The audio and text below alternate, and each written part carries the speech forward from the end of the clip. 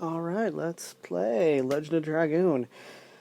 The reason that I'm picking this game is, well, one, it's one of my favorite games, and two, the JRPG genre right now is at an interesting crossroads.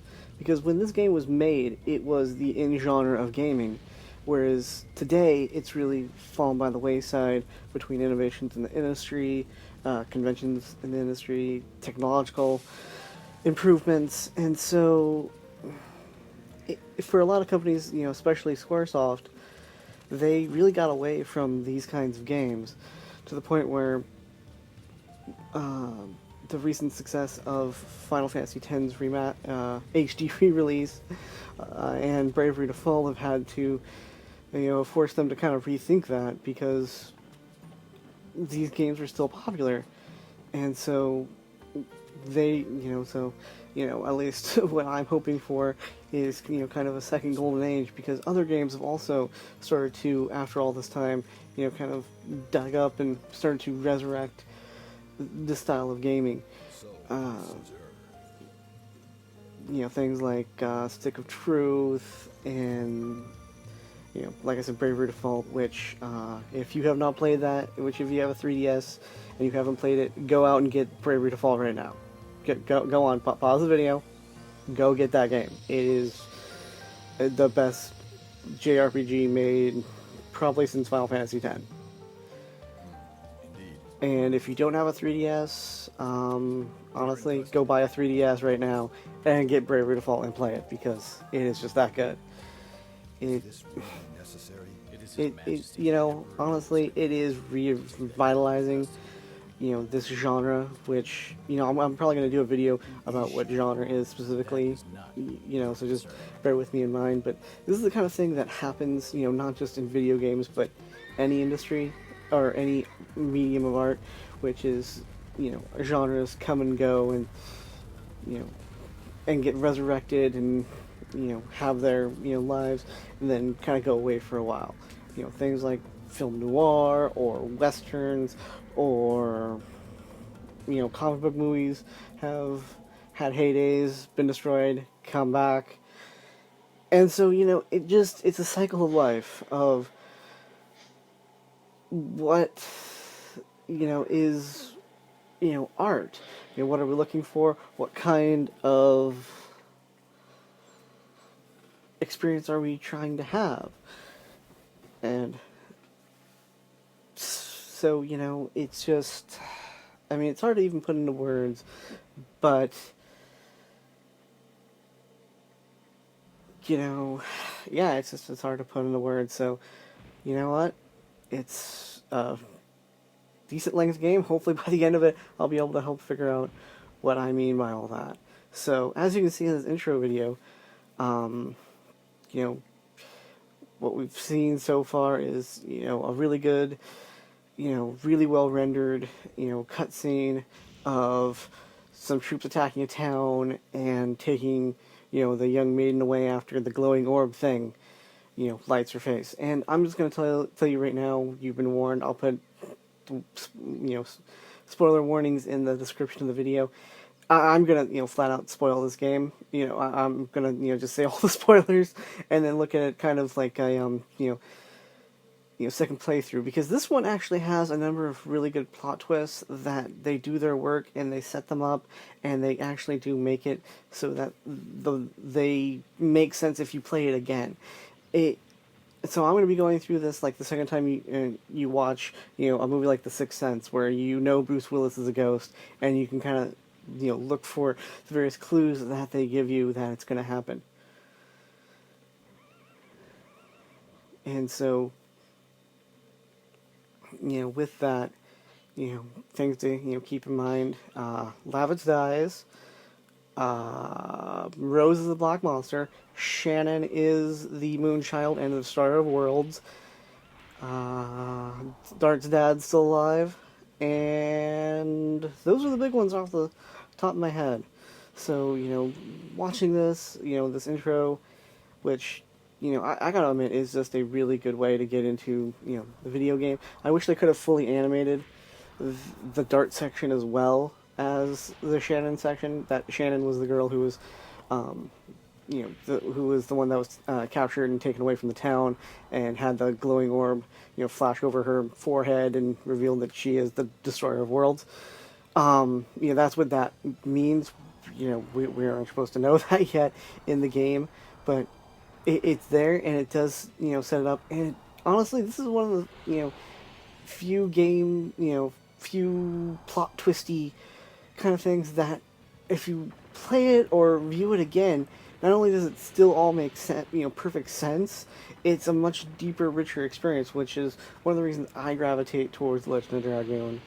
Um, well, that was just an awesome opening with Dart of him kind of lamenting that a war is coming, but then when he's attacked by cavalry, he doesn't kind of cower. He doesn't try to wheel or deal. He isn't doesn't try to run away. He draws his sword and he's ready to fight those two dudes, which you know is definitely a different way of kind of starting it, of kind of starting this hero's journey that he's on, because as you can see, he's out in the wilderness alone. He's been traveling the world for 5 years by himself, and so the journey he's on is not a physical one. What he is on is a much more emotional journey, and it's actually quite a bit subtler than other games of the genre. It's not as blunt and in your face as Squall having to learn how to deal with other people, or Titus learning how to grow up, or Cloud trying to get a better kind of antipsychotic medication and be less crazy. This, the story of Legend of Dragoon, for the most part, is the protagonist learning to trust people and get over his parents' death, and and the troubles that it comes with, because it's not just like real life. It's not always a simple thing of, okay, I'm going to now make friends and just move on with my issues, because they can come back around in ways that you don't expect, and people have different sides to them, and nobody knows everything about their friends. And so that's why it's it's over the top with swords and dragons and monsters, but at the same time it has that core to it that at least in the early part of the game that I'm seeing. And if it starts failing on that, I'll flat out call it out. But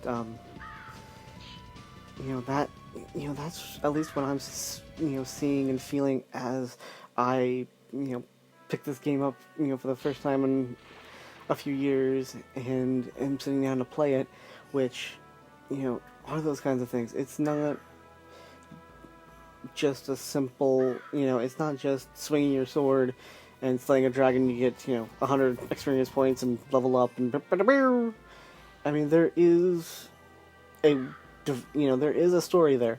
Whether you think it's well developed or not, that's a point of contention, and that's what these videos are here for. I mean, if you disagree, absolutely write it down there in the comments, and I'll take a look at it, and let's discuss it. But in my opinion, it is a well-developed story, because some of the things that why they don't develop them is because there's a story twist coming later. For the most part, off the top of my head, and the person who replaces Shannon, yeah, she is a little on the more shallow end, but we'll worry about that when we get there. During this early part, as you can see, Dart, is attacked by cavalrymen and is perfectly willing to fight him. He goes toe-to-toe with a dragon, and actually, at least the animation for what it was, looks like that dragon actually connected with a few of those hits, and Dart is able to take it. Dart is able to, fend off those kinds of, attacks, which, speaks volumes of, just how tough and, how toughened up he has been from the journeys he's already made, which, again, which is really kind of points to the, the fact that for the most part, other than, the magic that he learns, later, which, we'll talk, I'll talk about that when he gets his Dragoon spirit, it's not really a physical one.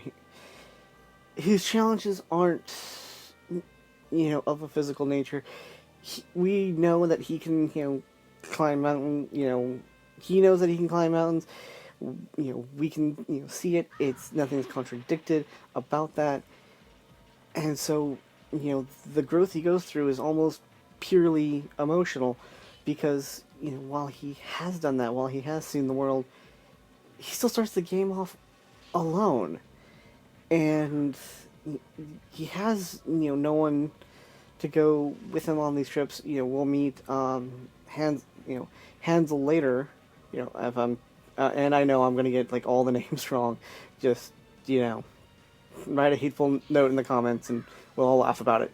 Um, he does meet him later on that journey, but and so if you want to have a headcanon of they had you know if they had done some journeying and whatnot around it, okay, but still at the same time that connection either went away, broke up, something happened, and so he's there alone at the beginning. And I think that's actually, I know every JRPG protagonist has to start off alone and build a party, so it's just one of those genre things. But this is one of the things that I think where you use the medium and the genre to their fullest extent and make a story that is coherent and logical, because in this medieval setting that they're setting up, traveling was not easy, and so a person that would travel a lot would be a rolling stone that gathered no moss, and so that makes sense that Dart has that Dart doesn't make a lot of friends while out on the road. And so, all these things, start the game off in a really good place. And that's, why I gravitate towards this. I mean, because while it is just a JRPG, and it's not, and you can tell the game makers didn't want to, reinvent the wheel. They didn't want to, explode the genre. They didn't want to, blow the roof off, all video games ever. But at the same time, they just wanted to make a really good JRPG, and they did. And that's what, kind of some of the things that I find, with, young filmmakers, young writers, they get scared of things like genre or, archetypes or things like that, because they're worried that what is going to happen is that they're going to be in this box, and oh my god, there's a box, and I'm trapped in a box. And what they don't understand is it's okay to be in the box. In fact, it's almost required, because in order to get there, in order to be able to understand what it is you're doing, and for the audience to understand what it is you're doing, because that's really what your job is to entertain and engage the audience. So by having a group of tropes, of story conventions, and then knowing, what the audience kind of expects if you do A, B, and C, and so then the audience is expecting that D, and then you either give them a D flat, D sharp, go up, skip D and go straight to E. Those kinds of things are what a good filmmaker, a good writer, a good storyteller, knows and needs to be able to do. So if you're going into a Western and you're going to have John Wayne on a horseback, wielding, a shotgun, and is going to protect the homestead, so you have to do, certain things. Let's just do a quick recap of the story here before I go. What we've got here is Shannon being identified as the Destroyer of Worlds and being kidnapped by a mysterious man in a cloak while the town is destroyed.